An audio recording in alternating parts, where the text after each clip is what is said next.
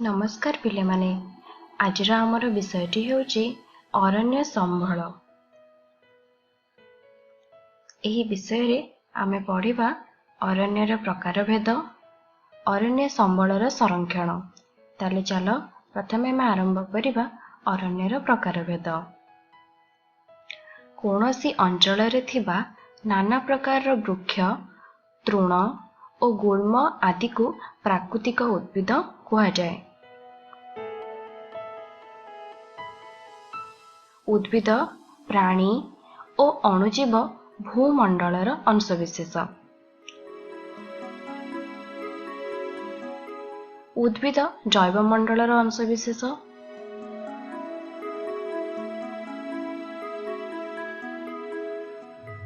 जैवमंडल वायुमंडलर 10,000 metre उच्चता पर्यंत विस्तृत। ठीक सेहीपरि महासागर बा बारीमंडल रे 11,000 मीटर गभीरता पर्यंत एवं भूपृष्ठर निम्न को उष्ममंडल रे 250 मीटर गभीरता पर्यंत विस्तृत।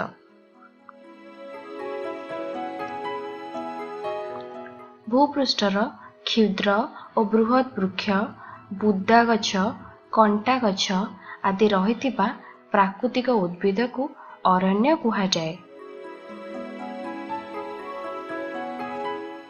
अरण्य एक असरंती प्राकृतिक संबळ।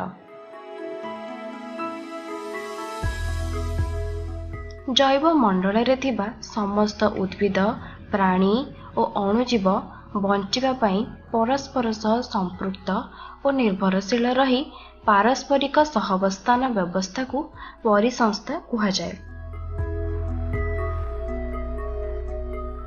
भारतर जातीय अरण्य नीति 1988 मसीह प्रणयन होइथिला। एही संबळ परिवेश और परिसंस्थार संतुलन रक्षा करने सहित मनुष्य और पशुपक्षींकर बंची रहिबा पई आवश्यक उपादान जोगाई थाए। तेणु अरण्य को बंचाइबा निहाती आवश्यक। अरण्य रे केतेक उद्भिद देशज और केतेक विदेशज उद्भिद देशरू भारत को आसीअछि। उष्म क्रांतीय उद्भिद आफ्रिका, इंडोनेशिया और मालयेशिया रु आसीछि। मन रखिथा उष्म क्रांतीय उद्भिद गुड़िक केउठारु आसीछि। अरुणाचल प्रदेश, मध्य प्रदेश और छत्तीसगढ़ रे अधिक अरण्य रहिछि। सर्वनिम्न अरण्य आमर हरियाणा राज्य रे अछि। अरण्यर प्रकारभेद रे आमे पढ़िबा प्रशासनिक दृष्टि अरण्य को केते भागरे विभक्त करा जायछि। प्रशासनिक दृष्टि साधारणतः अरण्य को आमर 3 भागरे विभक्त करा जायछि। गोटे होछि संरक्षित अरण्य। यह सरकारक प्रत्यक्ष तत्वावधान रे रही थाए। एथिरु काठ संग्रह तथा पशुचारण पई साधारण जनता को अनुमति मिली न थाए।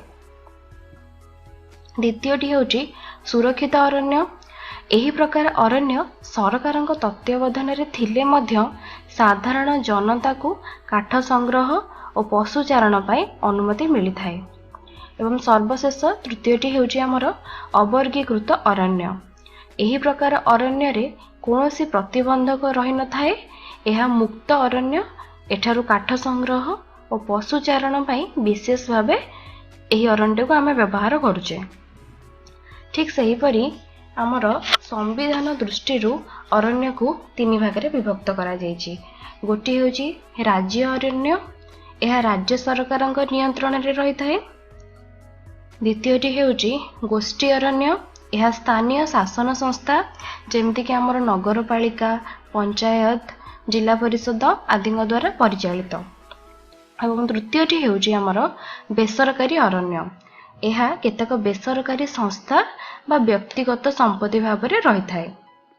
वर्तमान आमे पढ़िबा क्रांतीय आर्द्र चिरहरित अरण्य। वार्षिक हाराहारी 250 सेंटीमीटर रु अधिक वृष्टिपात हेउथिबा अंचल रे एही अरण्यटी देखा जाई थाए। चंदन, शिशु, रोजवुड ବେତ ଆଦି ଗଛ ଏହି ଅରଣ୍ୟର ପ୍ରଧାନ ଗଛ।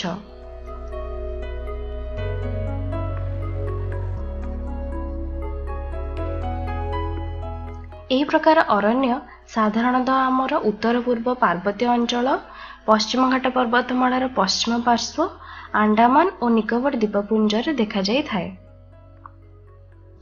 ବର୍ତ୍ତମାନ ଆମେ ପଢ଼ିବା କ୍ରାନ୍ତୀୟ ଆର୍ଦ୍ର ଅର୍ଦ୍ଧ ଚିରହରିତ ଅରଣ୍ୟ। ବାର୍ଷିକ ହାରାହାରି 200 ସେଣ୍ଟିମିଟରରୁ 250 ସେଣ୍ଟିମିଟର ବୃଷ୍ଟିପାତ ଅଞ୍ଚଳରେ ଏହି ଅରଣ୍ୟ ଦେଖାଯାଇଥାଏ। ପ୍ରାୟ 80% ଆର୍ଦ୍ରତା ଥିବା ଅଞ୍ଚଳରେ ସାଧାରଣତଃ ଏହି ଅରଣ୍ୟ ଦେଖାଯାଇଥାଏ।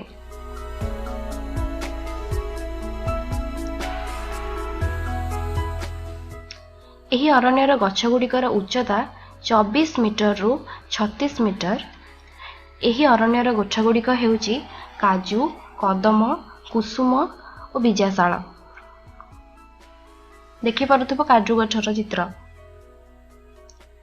ବର୍ତ୍ତମାନ ଆମେ ପଢ଼ିବା କ୍ରାନ୍ତୀୟ ଆର୍ଦ୍ର ମୌସୁମୀ ଅରଣ୍ୟ। ବାର୍ଷିକ ହାରାହାରି 100 ସେଣ୍ଟିମିଟରରୁ 200 ସେଣ୍ଟିମିଟର ବୃଷ୍ଟିପାତ ହେଉଥିବା ଅଞ୍ଚଳରେ ଏହି ଅରଣ୍ୟ ଦେଖାଯାଇଥାଏ। ଏହି ଅରଣ୍ୟକୁ ମୌସୁମୀ ଅରଣ୍ୟ କୁହାଯାଇଥାଏ।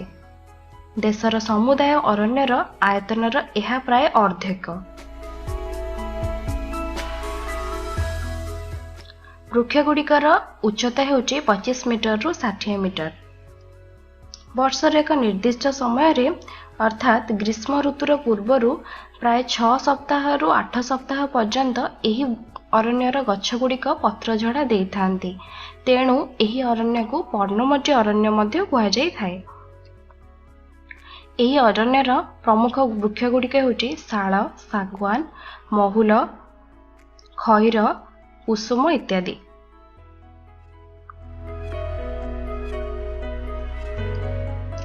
ବର୍ତ୍ତମାନ ଆମେ ପଢ଼ିବା ଉପକ୍ରାନ୍ତୀୟ ପାର୍ବତ୍ୟ ଅରଣ୍ୟ। ଉତ୍ତର ପଶ୍ଚିମ ହିମାଳୟର 1000 ମିଟରରୁ 1800 ମିଟର ଉଚ୍ଚତା ମଧ୍ୟରେ ଖାସି ପାହାଡ଼, ମଣିପୁର ଅଞ୍ଚଳରେ ଉପକ୍ରାନ୍ତୀୟ ଆର୍ଦ୍ର ପାଇନ ଅରଣ୍ୟ ଦେଖାଯାଇଥାଏ।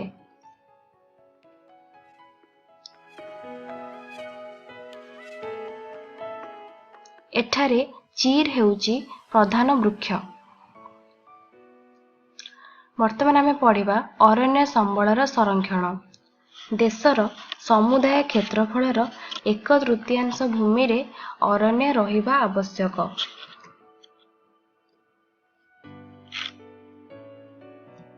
ବନ ମହୋତ୍ସବ ପାଳନ କରିବାକୁ ଉଦ୍ୟମ କରିବା ଦରକାର।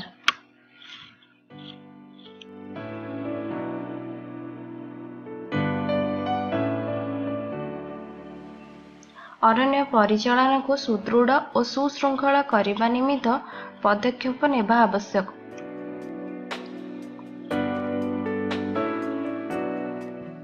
ଅରଣ୍ୟର ଉନ୍ନତି ପାଇଁ ଅଧିକ ଗବେଷଣା କରିବା ପାଇଁ ପ୍ରୋତ୍ସାହନ ଦେବା ଆବଶ୍ୟକ।